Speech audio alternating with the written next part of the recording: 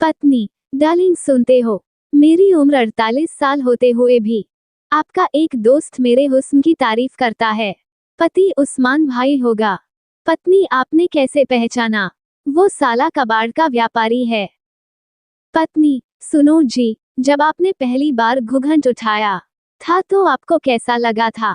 पति, मां कसम, मैं तो मर ही जाता अगर टीवी पर आहट देखने की आदत नहीं होती तो। योजक चिन्ह, एक आदमी की तबीयत खराब होने पर उसने डॉक्टर को दिखाया।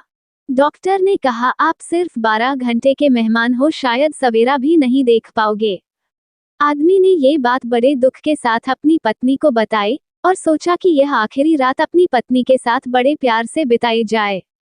दोनों बड़ी देर तक प्यार से बातें की और साथ में बिताए लम्हों को याद किया।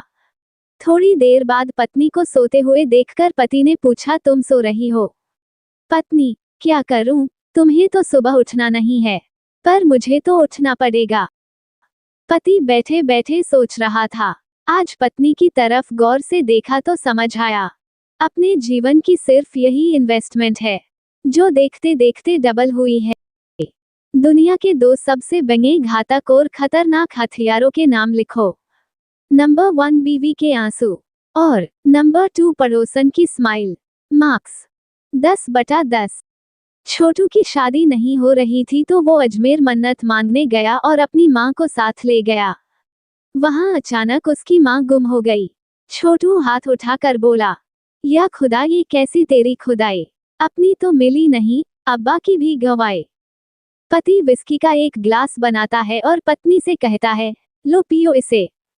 पत्नी विस्की चखती है, फिर कहती है, छी छी, कितनी कड़वी है। पति, और तू सोचती है कि मैं रोज अयाशी करता हूँ, जहर के घूंट पीता हूँ, जहर के।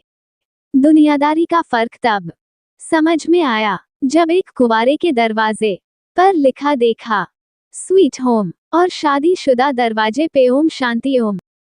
पति की 5 मिस कॉल हो तो पत्नी सोचती है, पता नहीं क्या हुआ होगा। पत्नी की 5 मिस कॉल हो तो पति सोचता है, पता नहीं आज मेरे साथ क्या होगा। एक शरीफ आदमी को भला क्या चाहिए?